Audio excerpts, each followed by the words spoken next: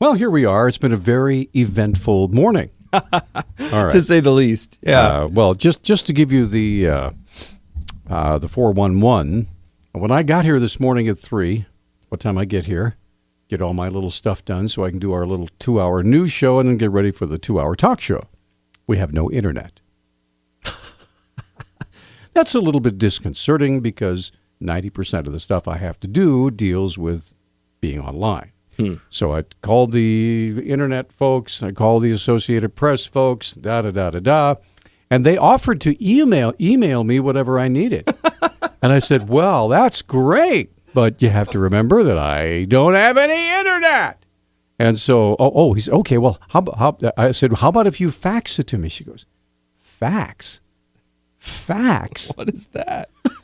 We don't even have a fax machine anymore. I said, okay, well, never mind. So I jumped in my car and I drove all the way home where I knew I had internet connection. Right. And I printed everything I needed in my handy dandy 995 printer and drove back to the radio station. Now I'm an hour behind actually getting everything done.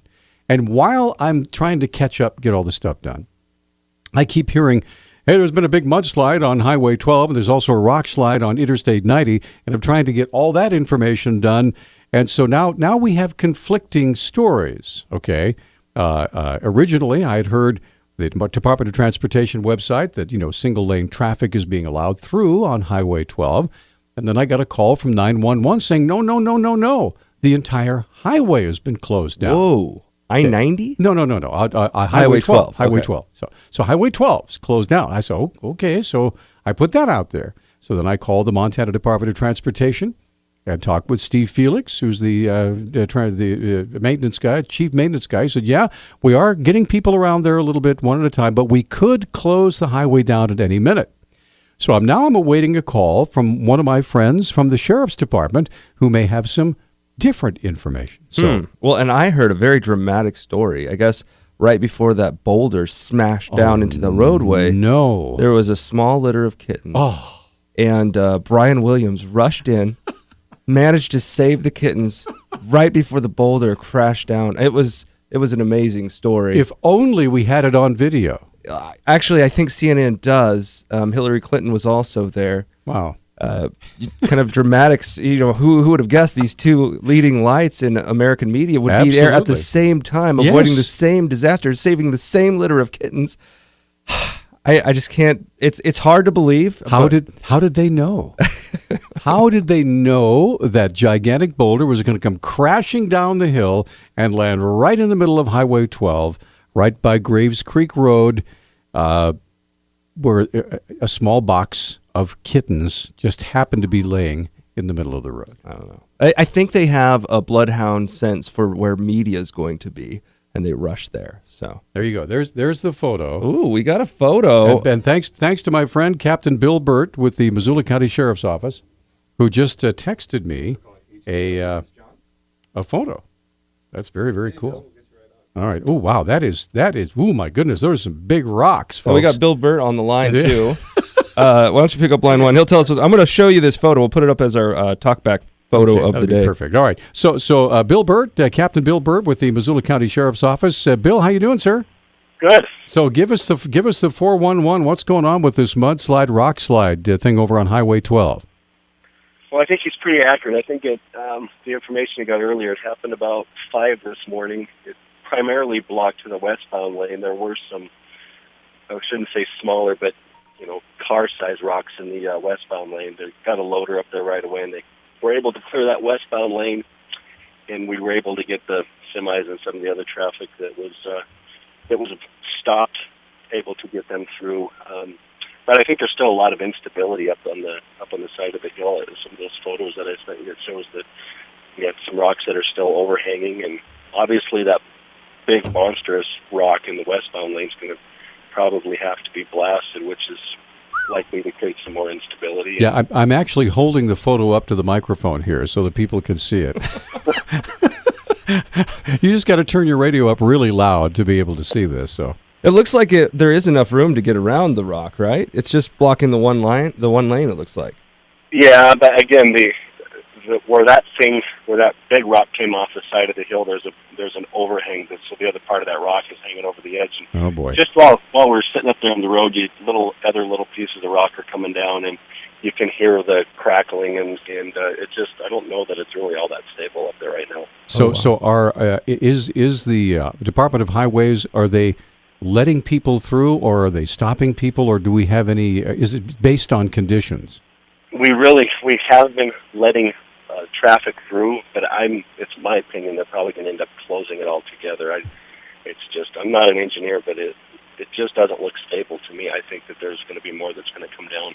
All right. So you said you could hear cracking, like the earth moving? Yeah, well, up on where that big rock came off the side, you can hear that. There's still some movement going on up there in those rocks. Okay. Now I must ask you, because you are a law enforcement professional, Bill.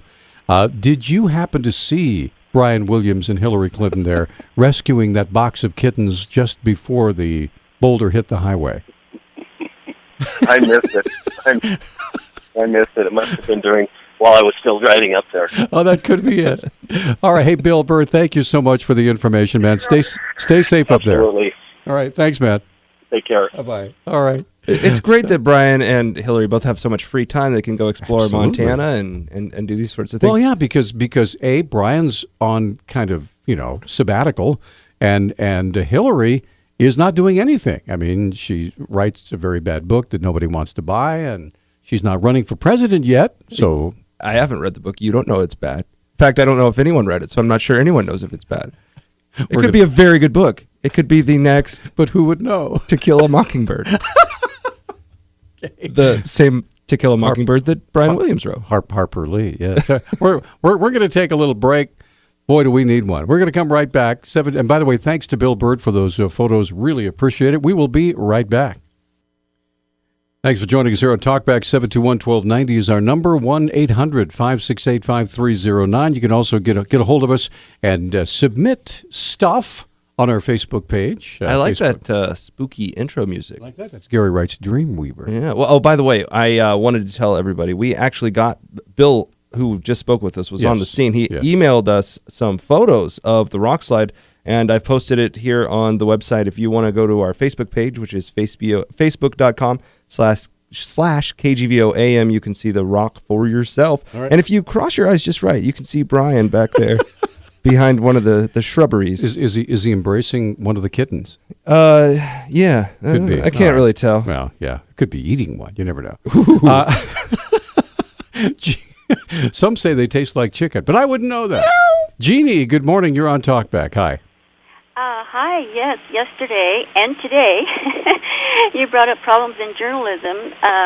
You're alluding to it today, mostly in regard to Brian Williams of NBC. Sure. And his problem concerned getting his facts straight. Okay. Another problem is when journalists just do not report the news, and specifically citizens count on newspapers to report on both sides of government activities. And I was talking to a woman the other day, and she said that when she was on the school board in Ohio, a newspaper reporter was at all the meetings, and she thought that this helped keep the school board honest. And the same woman had talked to a current school board member recently, and the board member told her that the Missoulian does not attend MCPS meetings, and this is something I've also noticed. Well, now, allow me to insert just a little something here, okay? Okay.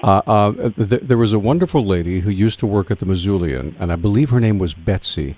And I was just getting to her. Yeah, and all of the meetings that I went to, she was there covering, and I believe either she became very ill or passed away.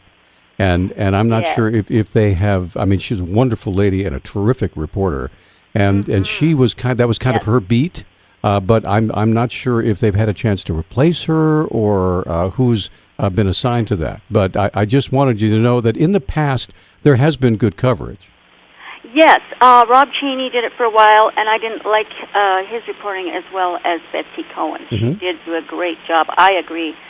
But one thing, I also mentioned this on Facebook, but I talked to a high school staff member around the holidays who told me that she had heard that the editor of the Missoulian Sherry Devlin was working in tandem with Superintendent Apostle on what and what not to report of school business. So in other words, we are pretty much allow me to jump in and say this. Sure. Knowing Ms. Devlin the way I do, I have a really hard time believing that. Sherry is an excellent editor, and she's very hard-nosed. She's, very little gets past her. I would be really, really surprised if that were true. Well, I just noticed that a lot doesn't get covered and hasn't been covered in the last 10 years that I've been there. And that's just, like I said, that is information through the grapevine. Keep in mind, too, in the last 10 years, the newspaper industry is... Well, they're... Oh, exactly. So paying for full-time reporters for everything, it's a little hard.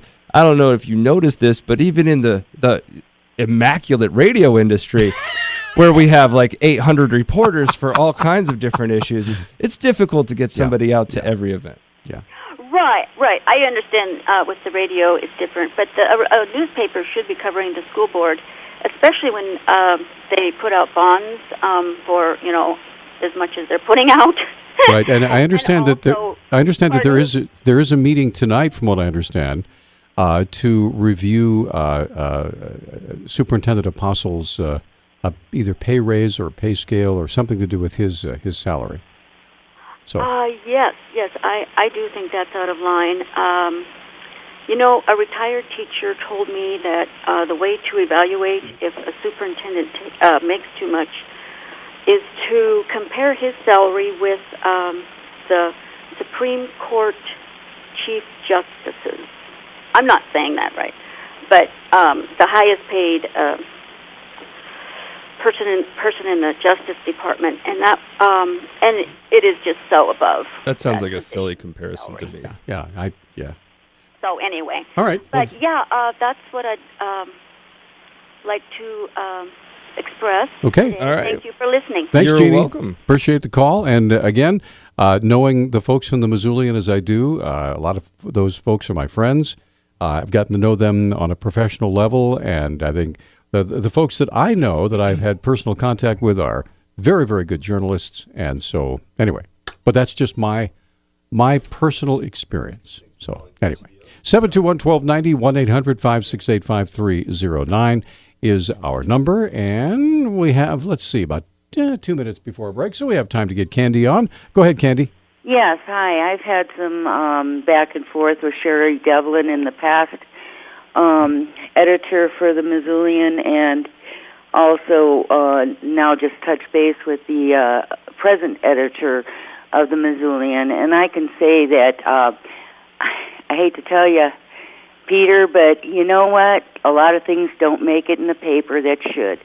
And when you withhold the identity and the situation of a rapist from the paper who at the time had raped a 7- and 9-year-old, I'd say that's pretty damning. And so a rapist was kept under covers for over a year, and it wasn't reported by the Missoulian, and it took place in Ravalli, and it was not published at all for a full year until I got on the phone, and I made phone calls, and I sent emails. And so there's no way you can tell me that the Missoulian prints all the news. Well, no, Candy, allow me. I believe this is the case of the man who got like 100 years in prison. Yeah. No, it's a different one. It's a different case. Okay, well, some I'm of not going to go into it. No. But allow me to explain. Because one of the children came forth and had to testify, and so I'm not going to name names or anything like that at this point in time. Maybe later at another point in time.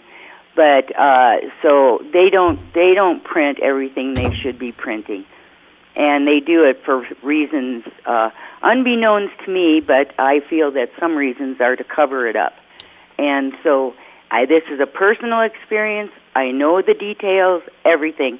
So you can argue with me if you want. I'm not going to argue. If you would stop talking for just a moment, allow me to say something, okay? Please. All right, here's what happens sometimes, in some cases, and the Associated Press has this policy as well. If identifying the suspect would also lend to identify the juvenile victim. Many journalists, I know the Associated Press is one, will not identify the suspect to keep the identity of the victims confidential. Does that make sense? There was no identity of the victims spoken about. Right, but so let's just pretend that the victims were attacked or abused by a parent. By identifying the parent, you identify the victims. Excuse me, that's in the paper all the time. That's in the paper all the time. What about the Billings couple? I mean, I'm sorry, but they're selective.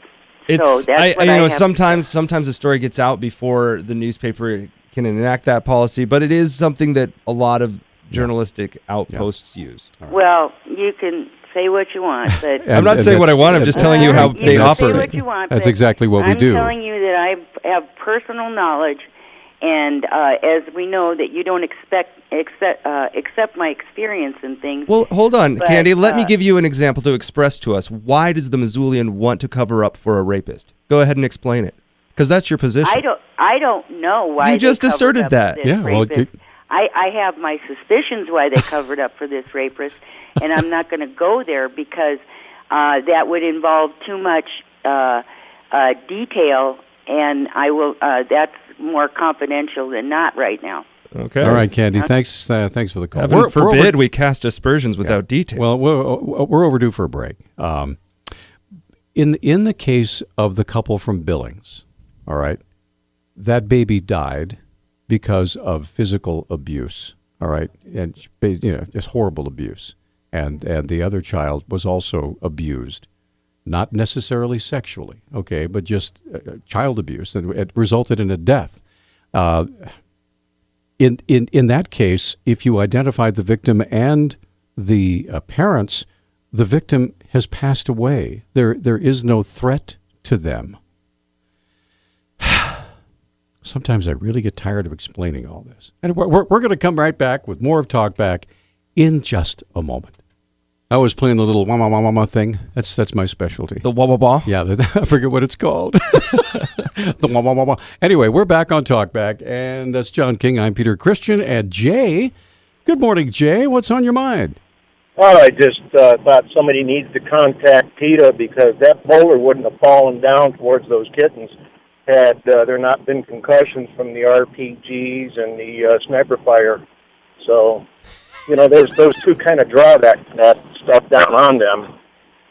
That's a good point. It's not a good place to launch a rocket-propelled grenade down Highway 12. I've heard this many times before. Yeah, exactly. Lots of people have had this experience where rocket-propelled grenades just shoot out of nowhere. Well, they're out of the black helicopters, John. Is that what they're for? Yes, that's exactly right.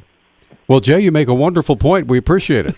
Hey, my pleasure. Thank you very much. All right, speaking of levity, okay. We have a really interesting story out of the College Fix. Here's the title. It's by Jennifer Cabani, and the title is University of California Student Government Passes Revolution. Actually, it would be a revolution. Yeah, really? Resolution to divest from America. Here you go. All right. The University of California Student Association Board, which represents all 233,000 students enrolled in the UC system's 10 campuses, approved a resolution on Sunday, that's this last Sunday, that calls on the system's leaders to financially divest from the United States. This is, by the way, a state-run school system. Yeah, right. Exactly. The measure cited alleged human rights violations by America, such as drone strikes that have killed civilians, and claimed the country's criminal justice system is racist, among many other accusations. The, quote, resolution toward socially responsible investment at the University of California, end quote, passed with an overwhelming majority vote of 11 to 1 to 3. They don't tell me what the breakdown is. I wonder if the 1 is a present vote. Maybe President Obama took some time off to go vote here. Quote, the government of the United States of America is engaged in drone strikes that have killed over 2,400 people in Pakistan and Yemen, many of them civilians, the resolution states. The government oversees by far the highest rate of imprisonment in the world, and racial and ethnic minorities are disproportionately targeted by law enforcement agencies, particularly for drug-related offenses. 400,000 undocumented immigrants are held in detention centers every year, and millions have been deported since the current administration took office, and the government is directly supporting and propping up numerous dictatorships around the world with weapon sales and foreign aid.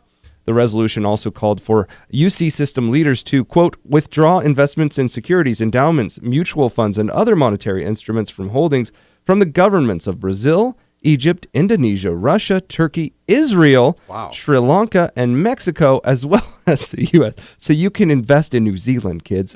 All right, here, quote, this resolution aims neither to condemn entire countries, peoples, or communities, nor to determine political solutions, but is solely aimed at ending our university's support of governments that directly engage and enable human rights violations, it stated. A separate resolution passed with a 9-1-6 vote on Sunday, and it called for divestment from companies that do business with Israel. That vote was described as, quote, a landmark decision, end quote, by progressives. And so brave, by the way. For being the first multi-campus student association to vote in favor of divestment. The decision was preceded by protests from a large contingent of students who vehemently opposed the measure.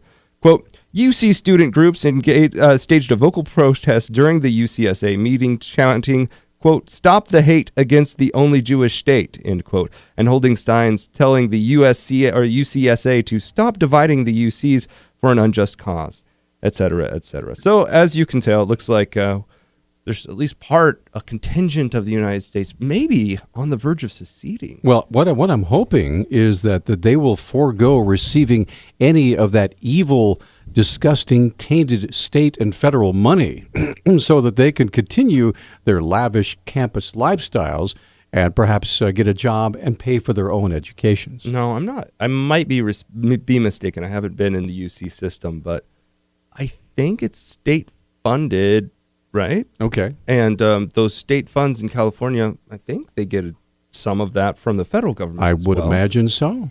So it might be pro quo. I don't know. Just the federal government said, okay, you want to divest in us? We will divest in you. I didn't see any statement of no support for Iran or North Korea or anything. I don't know. But I think they have singled out probably the most brutal dictatorship in the world. Absolutely. Right? Yeah, we're going to come right back.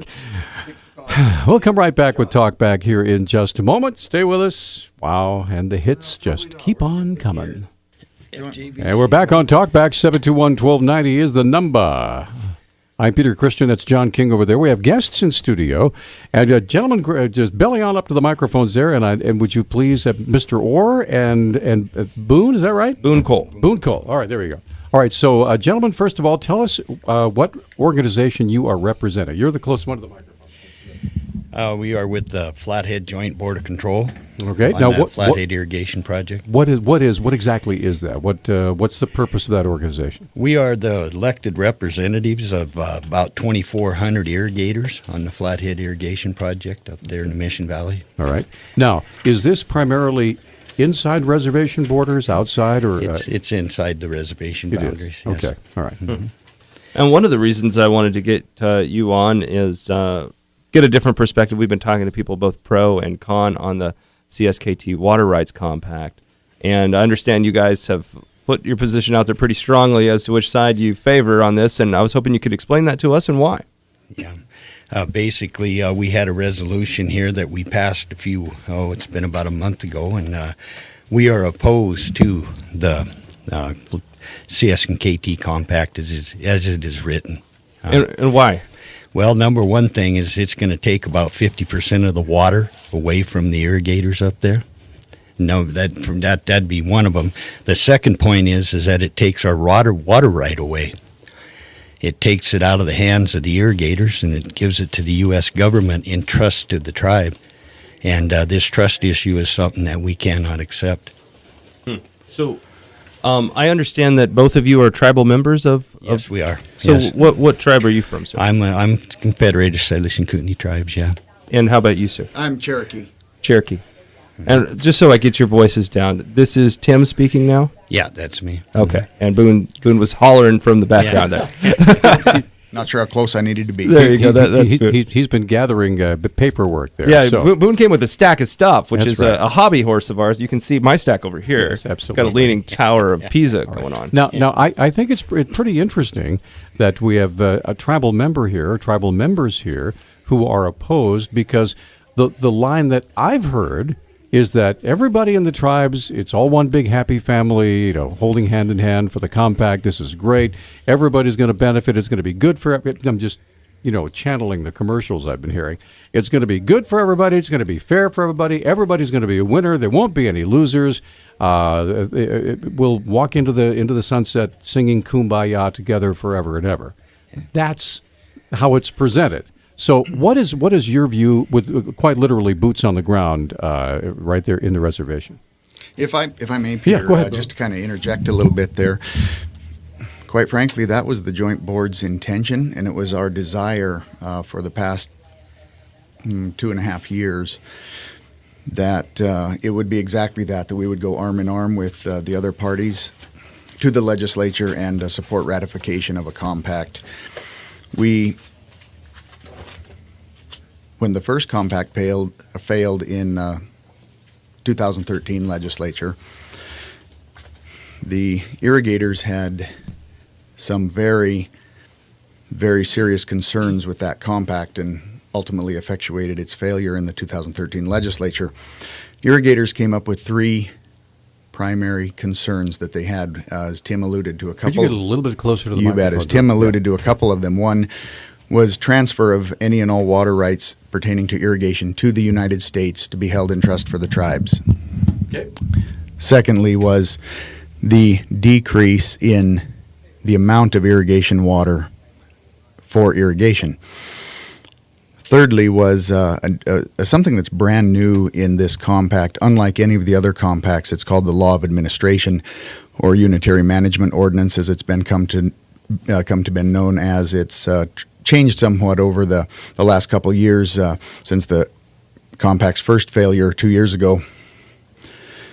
But this law of administration would treat those of us, Tim, myself, other irrigators who live on fee-patented land within the exterior boundaries of the reservation differently and subject us to a different law of administration than people in the same situation anywhere else in the state, which is a clear violation of our equal protection. I think is most notable, Tim Orr, as you mentioned, being a tribal member, that we are fighting for individual property rights, both tribal and non-tribal. Now, allow me to ask you gentlemen something. If the compact were to pass as it is written today with no changes and no amendments, how would that affect your business as irrigators starting the day after the passage? The way that we read this is Tim. Go ahead. This is Tim, yeah. The way that we read this compact, I think that we're all going to be broke within 5 years. Why do you say that? Because of the reduction in water. They used to have what they called farm turnouts in the previous compact. Now it is a river diversion allowance. It's the same thing, but the project has to accept all the loss of irrigation water. So that in turn means that each individual irrigator is going to get less water. Now, when we had, I can't remember her name, the attorney for the compact, right. Yeah. on, she had said basically, if you're getting water now, you'll be able to get the same amount in the future. Why is she wrong? Or is she just misunderstanding, or is she misleading? What is your take on that? It's all in abstracts, and one thing that's bothered us is we've never had, as the actual users of the water, we've never had a seat at the table for the last 2 years. The state of Montana has negotiated with the tribe without us. And these historic uses that we talk about, we have them on record. They're down there at the Flathead Irrigation Project's vault, and they won't even let us in the vault to bring these records forward to prove how much water that we have used. We have all the data on the historical uses of water. Yeah, and if I may add to that, that's where I was headed a little bit ago.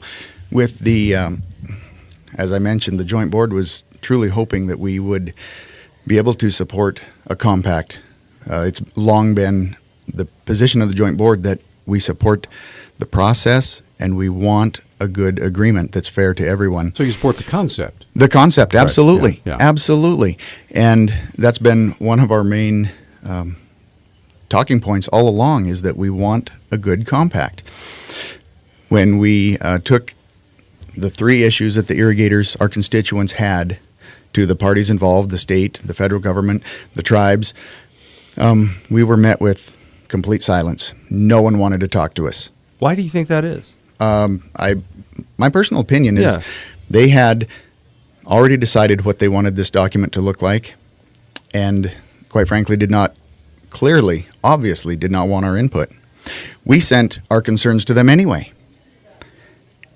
to which we got no response. We're up against a break. And when we come back, I want to ask you fellas a question. We're talking with Tim Orr and Boone Cole from the Flathead Joint Board of Control. These are irrigators who work, live and work, and have their businesses there within the reservation. Talking about the CSKT Water Rights Compact. If you're not going to get the water that you've had all these years, I mean, I want you to tell me, if you know, where's it going to go? And so we'll talk about that when we come back. If you have a question or comment for these gentlemen, they're here to let us know what they're thinking, but they're also here to answer your questions and talk about your comments as well. We have all three lines open, 721-1290. We'll be right back. Hey, we're back on Talkback, 721-1290. We're talking with our guests, Tim Orr and Boone Cole with the Flathead Joint Board of Control about the CSKT Water Rights Compact. But if I may just jump in for a moment, just got a text from my friend Captain Bill Burt with the Missoula County Sheriff's Office. I will read this to you. He says, and I quote, I just got off the phone with Steve Felix. He's the maintenance supervisor for the Department of Transportation in the Missoula area. He agrees that there's too much instability on Highway 12 where that rock slide is. So the highway is going to be closed.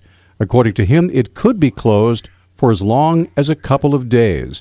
And Bill would like us to remind all the folks out there they can still use Petty Creek, Graves Creek to get to I-90, but that's only for passenger cars and small trucks. Semis pulling a trailer will not be able to get through some of those switchbacks. So keep that in mind, and we will relay this information on our Facebook page as well as time permits. Now, gentlemen, I asked you a question before the break, and we also have Craig and Sheila that want to visit with you.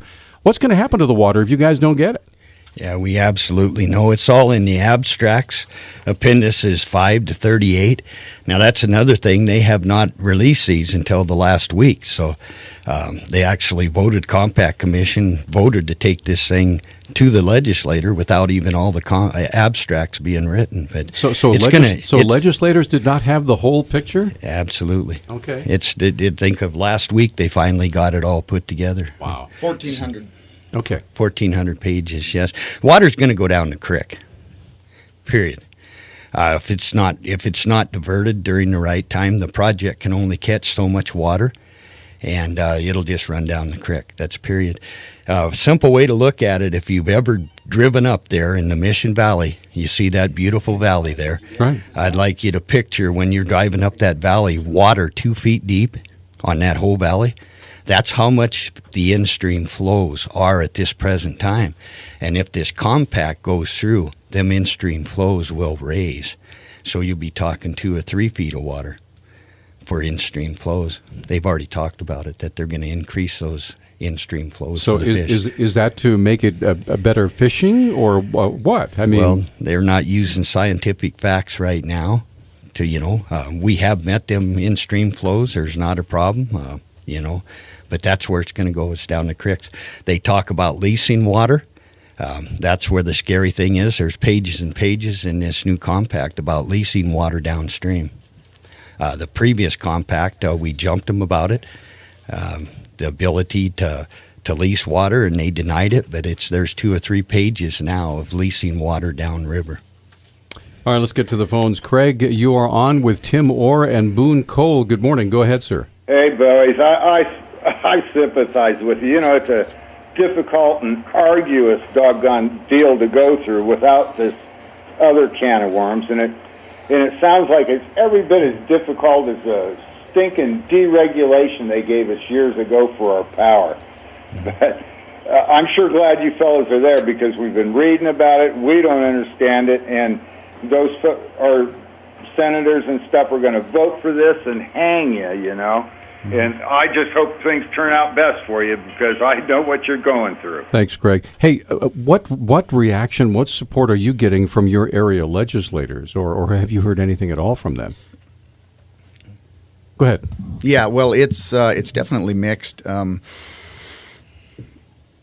It's pretty well mixed and checkerboarded. Is it running along party lines, Republican, Democrat? Generally, yes. Okay. There are some crossovers on both sides. So Republicans primarily are voting with you guys, and, correct, and the Democrats are primarily voting for the tribes. Correct. Okay, well, that's good to know. Let's get back on the phone and say good morning to Shayla. Good morning, Shayla. How are you? Oh, I'm fine, thank you. What's on your mind, ma'am? Okay.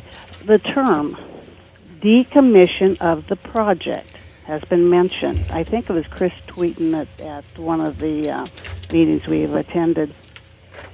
Would you explain why and how this would happen? And in the case of decommission, how would that affect the farmers and the ranchers and, the irrigators? Also, one other question.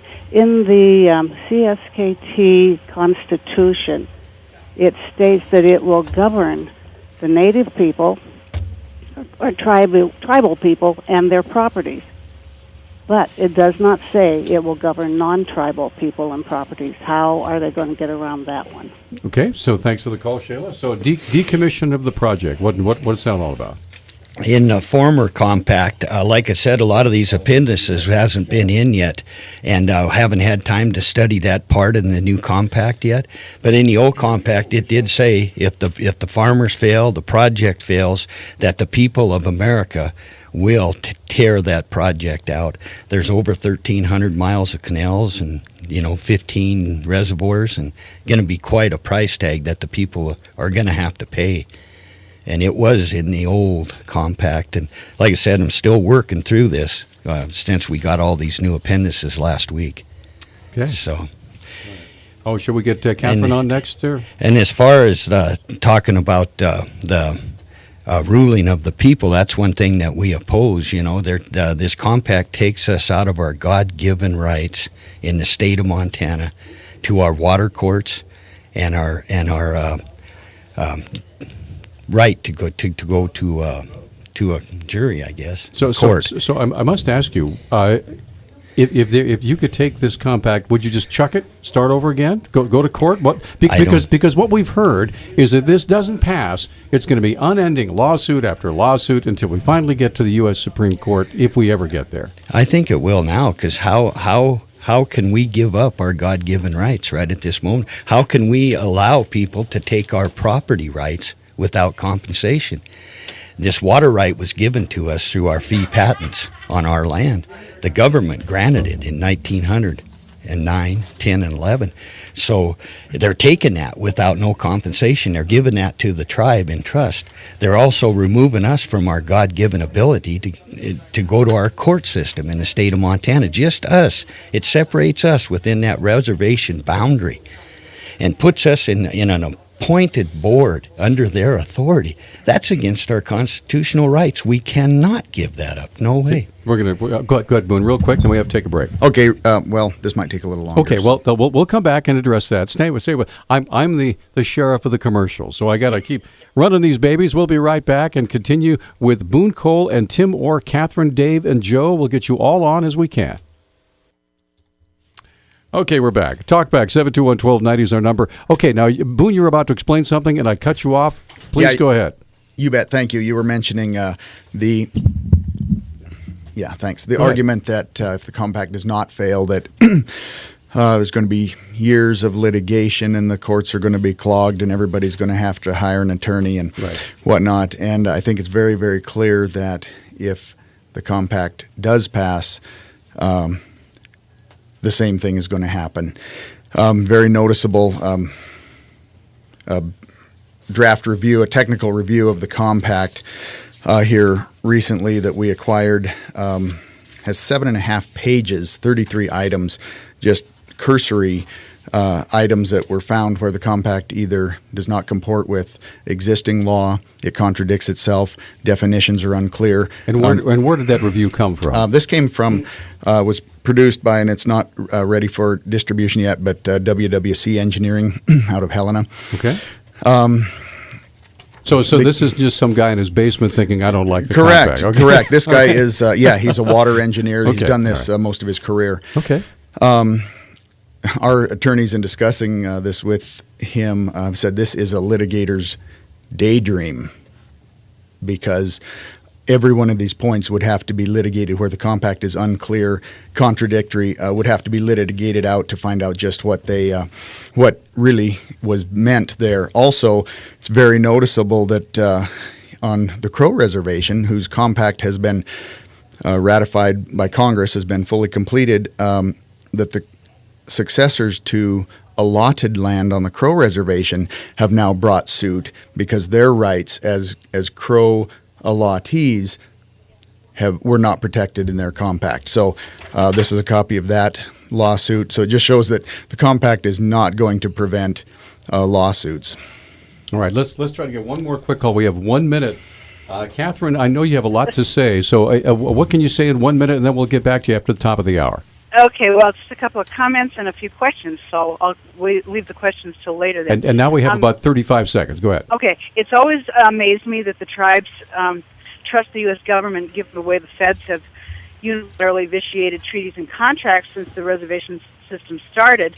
And I'm glad you brought up the Crow agency, because the Crow and the Blackfoot water compact are causing some grave concerns among tribal members.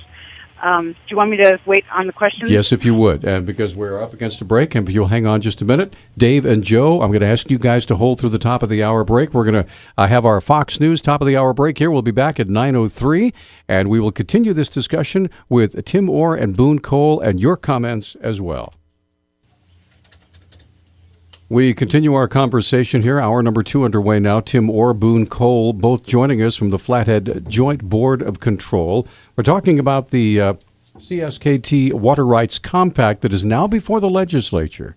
And let's get back to the telephone. And Catherine, you were right in the middle of making some points, and you want to ask some questions. Yeah, okay. And one more comment. I believe it's Florida. There were some water compacts that were renegotiated, and what that has resulted in is that the federal government is inserted as a senior water rights holder, which has caused, what it means is that they own all the water rights in Florida as senior water rights holder, and that's caused some problems, and I don't know if you guys have contacted anybody in Florida about that, but it might be a resource for you. The questions. What was the original justification for the new water compact, i.e., what was the perceived problem that this compact is supposed to solve? And the second question is, between the CSKC and the Crow and the Blackfoot, is there a possibility of a class action suit to delay or stop the water compacts? Could you do this against the state and the feds? And 3, just kind of a curiosity. Hope you're writing this down. No one here has a ledger. Go ahead, Catherine. The third thing is just a curiosity. To whose benefit? Because one of the first questions you always ask is, cui bono? Whose benefit? For whose benefit will this occur? Okay, so what the original reason for the compact, gentlemen? What, in your view, what's the excuse or the reason that you were given? Well, clearly, the objective was to settle what was the tribe's federally reserved water right. Water rights doctrine holds that when the federal government sets aside a plot of land, whether it be a national forest, the National Bison Range, national park, Indian reservation, the court or the federal government impliedly reserved sufficient water to fulfill the primary purpose of that reservation. With a national forest, for example, it's to secure downstream water uses and grow timber. That was the prime objective of the Compact Commission, was to determine what was the primary purpose of this reservation, how much water is required to fulfill that purpose. That would be the CSKT's federally reserved water right. To date, 14 years they've been working on this, $12+ million. They have failed in that very basic premise. No, if I don't get my history wrong, a lot of this came from a Supreme Court decision, maybe in the 70s. I'm not sure when the decision was, but basically the interpretation of some of the old treaties with the tribes was that fishing rights also indicate water rights, right? And that spread is kind of the starting point for this discussion. Is that right? That is the argument. That's yes. a pretty big implication, right? It's a huge implication. Yeah, I mean, a clear reading of the treaty, which I have here before me, secures to the Indians the right of taking fish at all usual and accustomed places in common with the citizens of the territory. Okay? Clearly an access right. They used to fish the Bitterroot River. They can go fish the Bitterroot River in common with the citizens of the territory. How that gets construed to ownership of a water right is beyond... Well, let me ask you this. If you disagree with that fundamental premise, why are you supporting of the idea of a compact, as you had said earlier on in the show? A compact that supported that fundamental premise. I see.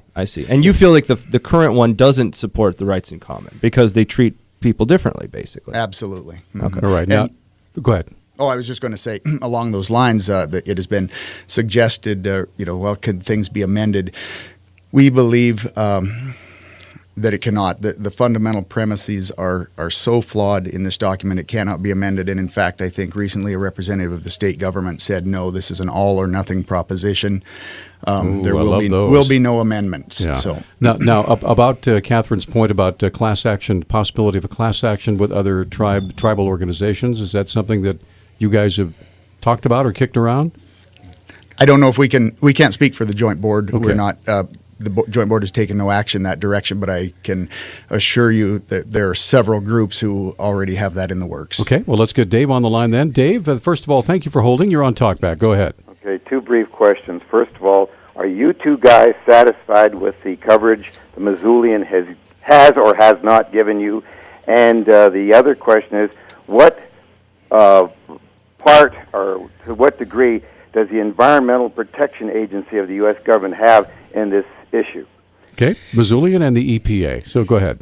Yeah, Tim? we have. It's been real hard to get any press, any positive press on this.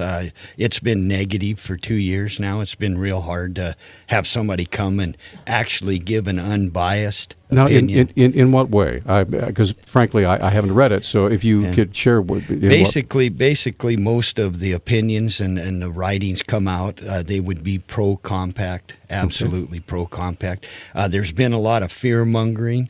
And this is what bothers me, the 10,000 claims threat that's been out there. It scares the people.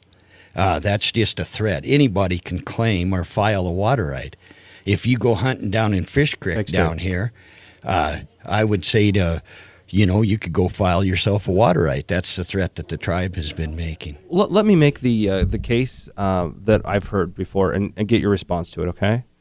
We need to pass this compact, because if we don't, we are going to put much more of Montana at risk of being under the control of a separate entity, under the CSKT. And they can make water rights claims much further and broader. But this compact, we have locked it up. They have agreed that they won't claim any other sources and that this is going to be it.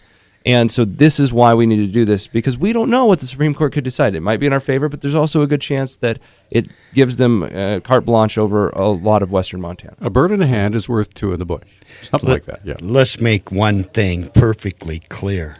Never in the history of the United States of America, this nation we love, has any Indian tribe been given off-reservation water rights. So why should this be the first one? This is going to set precedents in this country we love. It is totally unacceptable. Okay, and with that, we're going to take a break, and we have Joe and Gloria, and we have a line open, 721-1290. If you'd like to visit with Tim and Boone, they're going to be with us until 10 o'clock this morning, and I trust that line is going to be filled up any minute. Plus, we have an opportunity for you to make your comments on our Facebook page, and we'll come right back in just a moment. Hey, we're back on Talkback. 721-1290 is the number. John King's over there. I'm Peter Christian. Joining us here in studio, we've got Tim Orr and Boone Cole with the Flathead Joint Board of Control. These are irrigators who live and work in the Flathead Reservation, and they're very troubled about the CSKT Water Rights Compact, and they've been explaining that to us. But right now we're taking your phone calls, so let's get Joe on the line. Joe, go ahead. You're on with these two gentlemen. Hey, my name is Joe Reed. I'm a past legislator for House District 15, which is the east half of the Flathead Indian Reservation. And there was a question raised about in-stream flow and putting more water in the streams, and there's an absolute purpose for it. I'm going to repeat this twice, but Montana Code Annotated 85-2-402 is concerning the sale of large quantities of water. And if you look in the compact itself, Article 5, pages 26 to 47, it actually allows the state allows the CSKT tribe to ignore the applicability of that law. So that means they have the ability to sell water out of state without the blessing of the state or the public.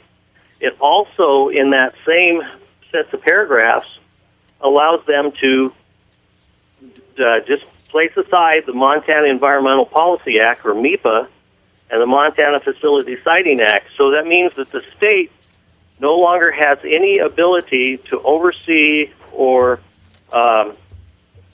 just basically protect the average citizen from whatever the unitary management organization decides. So I got called on this before when I was on your radio program, that you said Montana has laws that prevent us from selling water out of the state unless the legislature confirms that. That was correct. But now this new, the wording that I read says that the compact actually will allow the tribe to sell water to anybody, and the state will have nothing further to do with it. Now, Joe, I'm assuming by your comments that you're also opposed to the compact. I am terribly opposed, because if the compact goes through and I get my 1.6 acre feet of water, that means that I run out of water in the middle of my second cutting, and that there is no possibility of me getting a third cutting. That's dollars out of my pocket. So for those that don't realize what your industry is, when you say second and third cutting, what does that mean financially? First cutting, I get the majority of my hay. Second cutting, that's the premium hay. The third cutting is usually gravy, because I don't get it every year. It depends on the weather conditions. But if I run out on my second cutting, that might cost me on a 30-acre piece $6,000 to $7,000. So you're saying for you personally, this is a $6,000 to $7,000 loss each year going forward because of a lack of water? Yes. And is this something that, I'm talking now to the Flathead Board of Control, Joint Board of Control members here in the Tim, audience. Go ahead. Is that something you've heard from other residents? Absolutely, absolutely. This leasing thing really troubles me.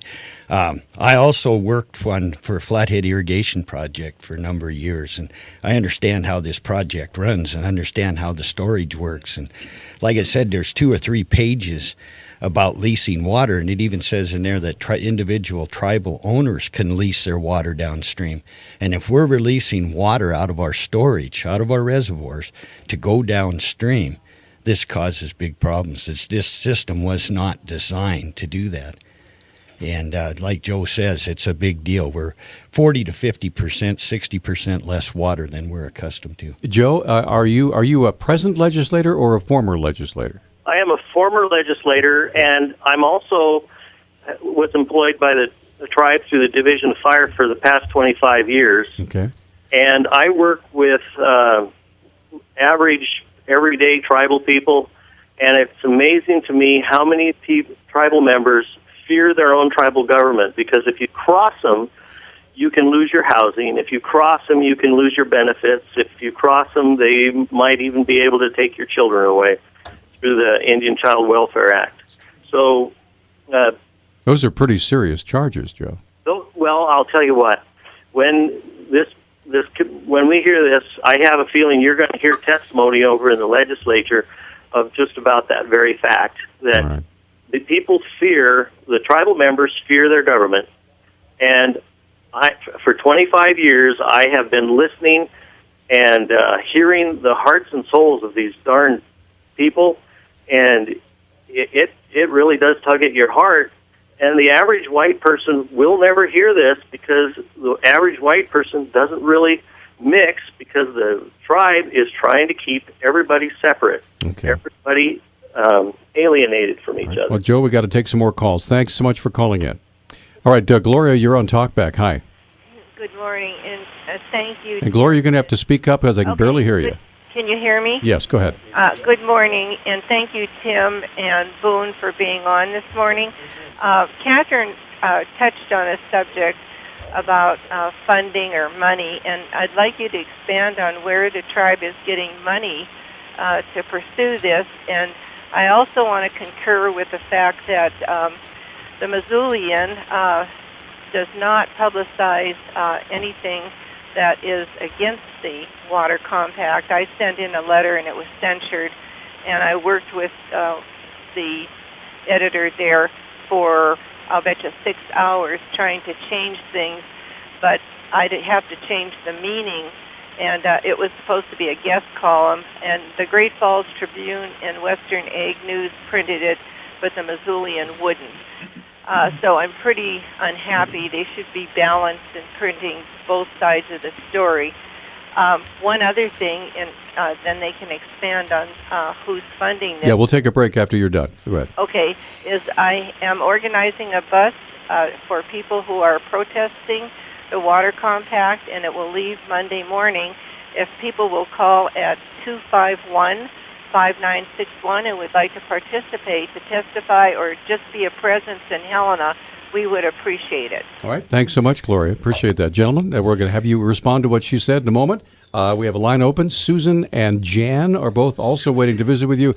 We're coming right back in just a moment. This is Talk Back. We are rolling right along. 721-1290 is our number, 1-800-568-5309. Go, John. Yeah, a couple things. First, we got a bunch of photos from Bill, who's at the side of that boulder. I put a story up. You can see a lot of what's actually on the scene there right now if you want to by going to our Facebook page. Also from our Facebook page, a quick comment, and then I wanted to transition to a story that Tim's going to tell us about some kind of reaction against his position on the CSKT. Maybe retaliation. So anyway, this is from Matt. He says, to be held in trust by the United States government, ?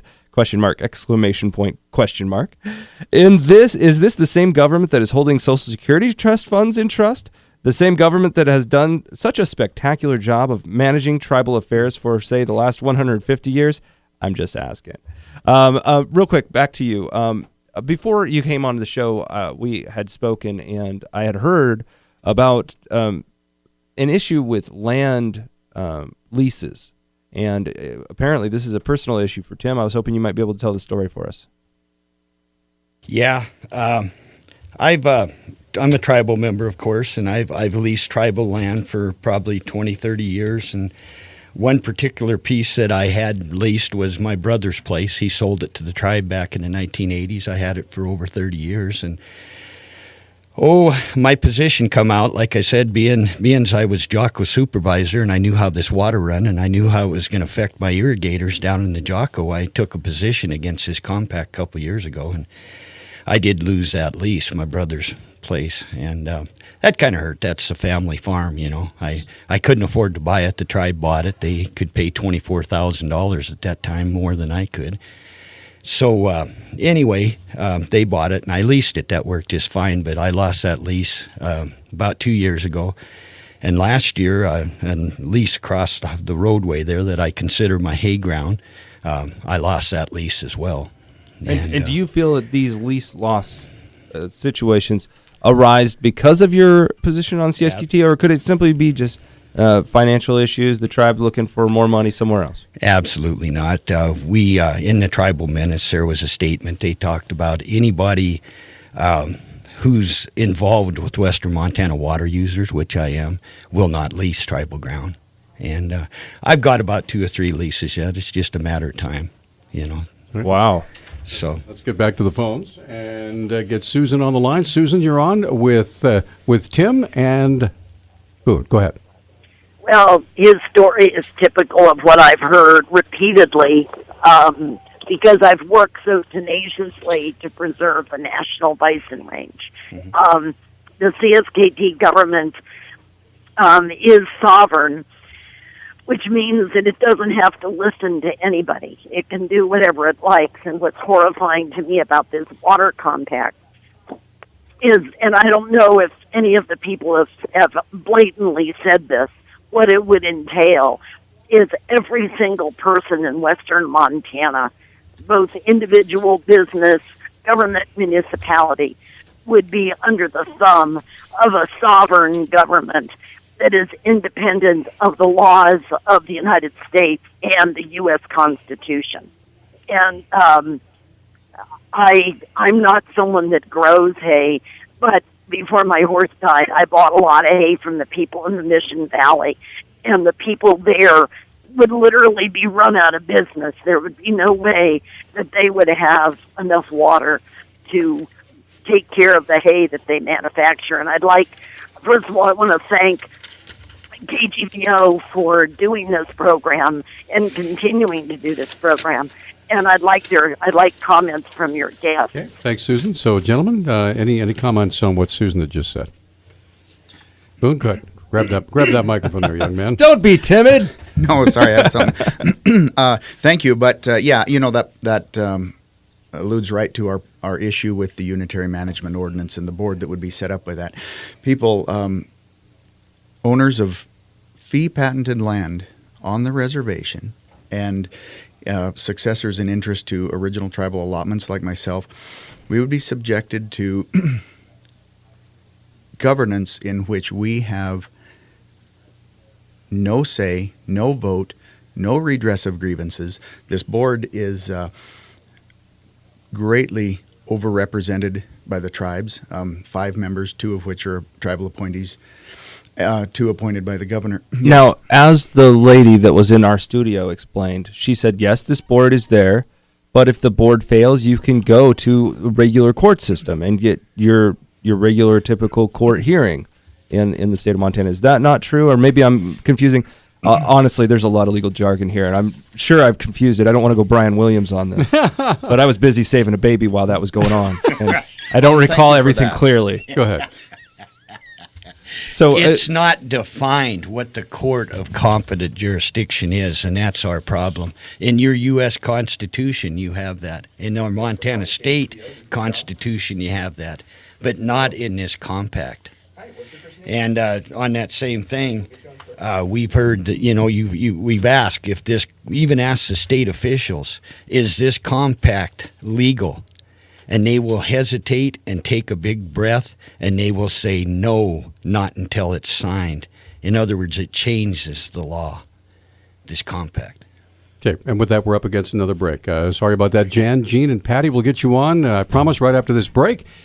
Some very interesting stuff, folks, and this compact, this CSKT compact, is before the legislature right now. So if you favor it, if you oppose it, it's time to get in touch with your local legislator. And I'll tell you the number, they're very accessible. I've found out. 444-4800 is the number you want to call. 444-4800, and you can. They will take a note personally, deliver a note to whatever legislator, and they will call you back. So that's a very good deal. We'll be right back. Interesting thing, we have our 2 guests listening very closely and critically to the message that we just heard a minute ago. Have you heard that farm ad before? Oh, yeah. What do you think of it? So grab the mic, Boone. Yeah, sure. It makes a lot of good-sounding fuzzy claims, but I've never seen anyone demonstrate or show us in the compact where those claims are substantiated. What claims are you? Well, that all existing water rights are protected, and this will ensure reliable, consistent flow of water and whatnot. And you think that's a bunch of hogwash? Well, absolutely. I have a copy here of a lawsuit that the CSKT filed a year ago, in which basically they claim all the water on the reservation, and interestingly, taking it another step, in effect claiming all the land on the reservation, because they claim the land was never in the public domain. That is, and this is a basic premise of the compact, that the CSKT claims that they reserve the reservation to themselves, whereas the treaty clearly reads that they ceded everything to the federal government. And the federal government reserved this plot of land for, as the treaty says, their use and occupation. And then the treaty goes on to allow for allotting the reservation to individual Indians, and then where it references the treaty with the Omahas to the sale of lands after allotment is completed. There's a misconception pretty wide that our non-tribal ancestors were either invited there by the tribes or that somehow we invaded. Well, the treaty clearly allowed for all of that, for allotment, for homesteading. Not saying it was fair treatment. I think it was truly unjust. But that's what the treaty But reads. it's what the treaty did, and the federal government enticed the ancestors of non-Indians there now to move to the reservation, to these homesteaded lands. Okay, let's get back to the phones. Folks have been waiting a long time. So, Jan, first of all, thanks for your patience. Go ahead. Well, good morning, gentlemen. What's up? Well, my first experience with this compact was about 2 years ago when several of the representatives for the compact came down to Ravalli County and spoke to the Ravalli County Right to Farm and Ranch Board at a meeting. And all I heard there at that meeting was basically threats, like if you don't go for this, you're going to have troubles. And they made some big claims about this and that and how things were going to be warm and fuzzy. That's one thing. Excuse me. Hold on a second, Jen. I'm having a little trouble reconciling threats with warm and fuzzy. They said that if people didn't go along with, if the compact wasn't ratified, then there'd be nothing but lawsuits. It sounds like a pretty familiar theme, yeah. Yeah, and it's just like you're going to lose your water, you're going to lose everything. The only chance you've got at retaining anything is going along with us. That was the whole theme of the meeting. Mm-hmm. Now, the next thing that I noticed was 2 years ago at the legislative meetings in Helena, there was a bunch of people pro and con for the compact. Well, there was big, huge crowds. I'd never seen a bigger crowd for anything. But then all of a sudden, here came a bunch of tribal members from the Flathead, one after another after another. There was hundreds of them, 3 busloads. And they came in and spoke that they were for the compact. And afterwards, I talked to them, and I asked them, I says, well, what is it about the compact that you like the most? They said they didn't even know what the compact was all about. But they were paid to go up there, day's wages. They were paid, they were bought their lunch and a free bus trip to Helena and their 15 minutes of fame. Wow. And that's what I got out of that. The next thing is I saw several people from 2 people, well, 3 people from irrigation districts, managers, go up there and say that their district, one was the Daily Ditches. The manager said, I'm so-and-so, and he said, we, as the Daily Ditch Company, are all 100% behind the compact. Well, I knew that for a fact that it was wrong, because I talked to the, the manager, not the managers, but the, help me with this word, the chairman, the voted-in people. The chair, yeah, the legislators, right. No, the commissioners of the Daily Ditch Company. Gotcha, okay. They did not take an action, and they were not for the compact. And there was 2 other people from 2 other districts that spoke for it. And I know the other one was not either, and the third one I'm not sure about, but I got them all filmed. It's actually all on public record also, but I filmed them myself.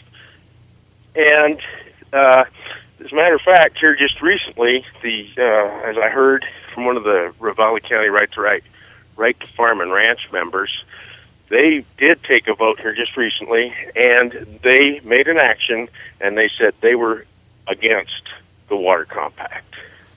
And you never hear this stuff. Yes. You only hear all the stuff that's for it. Okay. Well, Jan, thanks for the call, sir.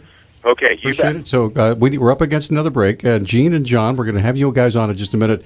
And the lines keep filling up. You guys are rock stars. Anytime you fill up the phone lines, you're automatically rock stars with us. So we're gonna come right back. We could probably keep talking about this till like March. We'll be right back. Hey, talk back, rolling right along. 721-1290 is our number. We're, believe it or not, running out of time with these fine gentlemen, with Tim and Boone, and I want to get as many calls in as we can. So, Gene, you are on talkback. Go ahead, sir. Good morning. Morning, sir. How are you doing? Great. I got a couple little things I want to share with you this morning. In 1908, Congress appropriated water and land to the individual tribal members, Alatis they called them back then, and each one of them got a patent and a water certificate attached to their land, 2,356 of them over a series of years. Those water rights, they had to go to the Flathead River to get enough water for everybody to irrigate here because of the storage. Last week I was talking to the head of the adjudication department in Helena, Montana, because I've been very seriously thinking about where these water rights are, and they do not have on file over 380,000 acres of water rights in the DNRC. They're listed under PP&L today, which had a 1920 water right. The Flathead Lake was actually appropriated to the reservation in 1912. The individual Alatis that still own their land today, I would be very concerned if I were one of those and those water rights weren't on file. This is a government project up here, Flathead Indian Irrigation Project. I'll leave it at that for today. Thanks for the call. So thank you Appreciate very much. Gentlemen, do you have any comment on that? Go ahead. Tim? Yeah, that's what's really, really important here is that land was appropriated to each individual acre, irrigated acre on that project up there. And we were to receive a water right receipt for our water rights as well. I'm looking at a fee patent right here in front of me, and that's where that was prescribed. This is the United States of America document, and it's the most powerful document in this country, this fee patent. And it says right there that our land has a lien against it to build this project. It's still there. It was built by the irrigators. It is, I might add that, this is a federal irrigation project up there.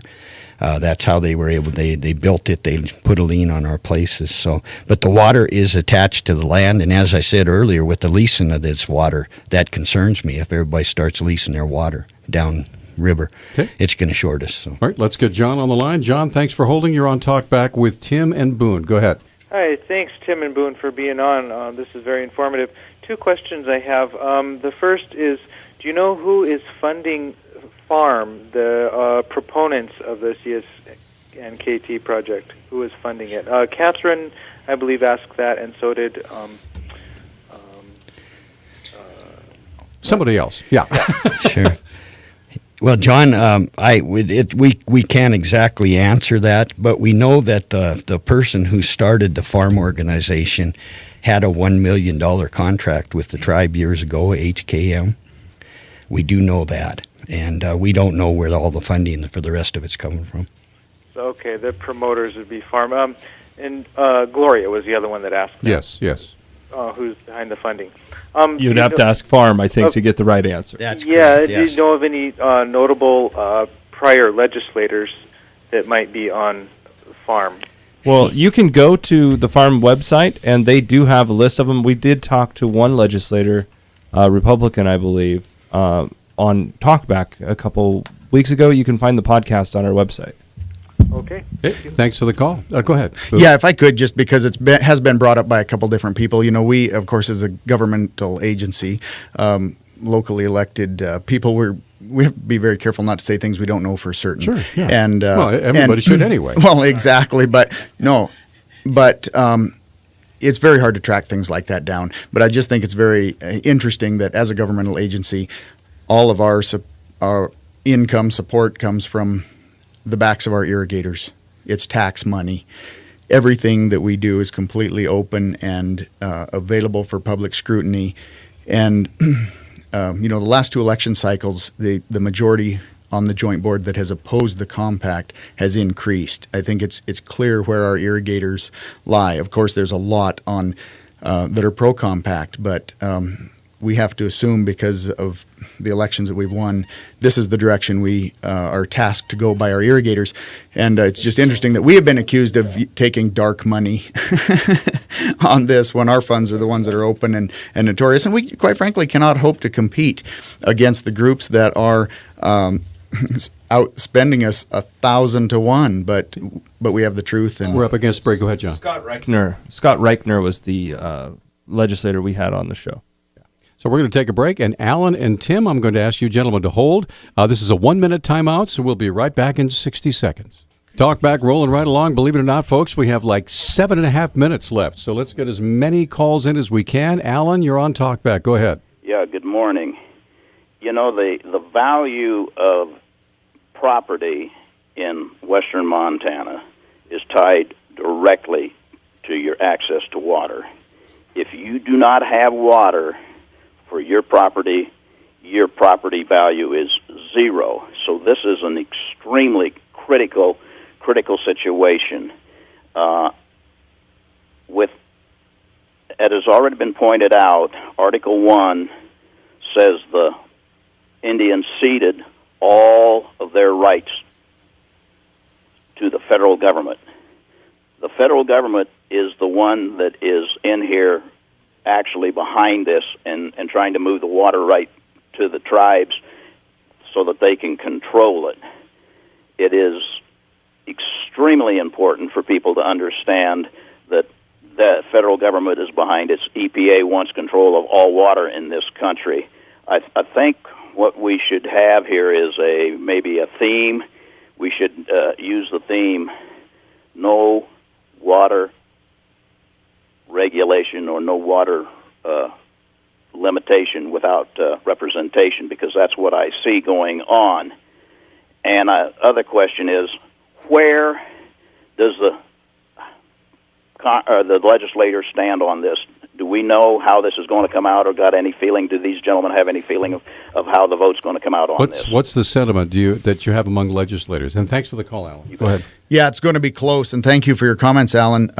But yeah, the best we can say is it's going to be close, which is astounding, I guess, on a matter of this importance. But when the law is so clear, well, the governor.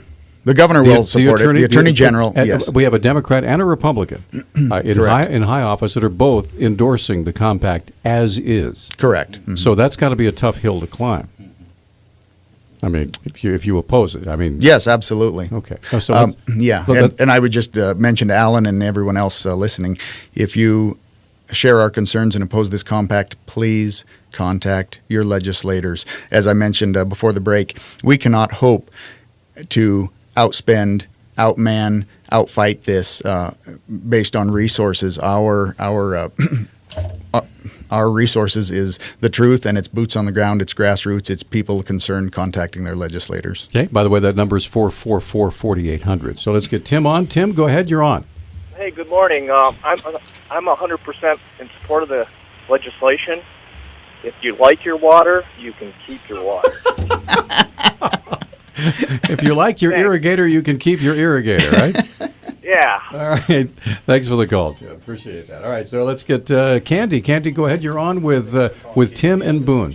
Hi, Tim and Boone. I just find it ironic that you guys are on the radio telling the truth as you see it and believe it to be, and I also believe it to be the truth. And you have Farm just palmating the airways with these advertisements. And I'll tell you what stands out to me the most. It's constitutional. Yes. And I'm going to tell you, I've been dealing with some land issues lately, and it ain't constitutional. Plus, not only that, in some research that I came by about Farm, I noticed I was kind of surprised to find Denny Reberg's name there, and I would like to have you comment. Thank you. Thanks, Candy. And by the way, all three lines are open for the next 3 minutes. 721-1290. Go ahead, Tim. Yeah, thank you, Candy. I just couldn't agree more. It is unconstitutional, and it is so very important. On my way up this morning, I was looking at all our farms down there. Those guys are out cabbing right now and feeding cows. These farmers are putting in a lot of time, and they're getting tired already. They got this fight to fight too. But, I was thinking on the way up here this morning there, 100 years ago, every legislation was to provide food for this world. And that's what we're trying to do. And it appears now that all of our government, whether it be state and federal, is going against these principles, that basically to feed this nation and the world. You take our water away, you take these farmers away, you take those three factors, seed and cattle and farmers and water, and you're not going to be able to feed this world. One element of the compact we haven't brought up, one of the sales pitches on the farm ad, for example, is that it opens up new sources for water, that being a Flathead Reservoir, I believe. What's your take on that? Is that not true, or? The problem is when they don't have somebody who understands the way the project works on them boards. They come up with great theories, and what their theory was to pump water out of the Flathead River, which is possible. We have pumps right there. Very expensive. Costs $90,000 a month to pump 200 CFS. It's enough to put water 1 foot deep on 400 acres, a day. Anyway, that water runs downhill, folks. That's all there is to it. It runs downhill. This project is a gravity system. Everything runs out of the mountains downhill. That water that they can pump out of the Flathead River can be used on 38,000 acres, Pablo Reservoir South. So they're talking about pumping 90,000 feet or 64,000 feet, whatever it is. What are you going to do? Give them folks up there 4 feet of water? It just don't work. This thing works together, the whole project, and the people who come up with that idea just don't understand the way it works. But what if Brian Williams is the one pumping? Then it could work. We have 1 minute. So, Boone, you wanted to make a quick point. So I was just going to say, that 1,400 pages, 1,000 pages of abstracts and details and numbers, and we have water engineers, experts on this, who have not been able to come up with a number of what is the tribe's reserved right, a number for how much irrigators will get. We believe it's absolutely intentionally confusing. You can make those statements. Show us the numbers. No one can do it. No one in the state, no one on the Compact Commission can show us the numbers.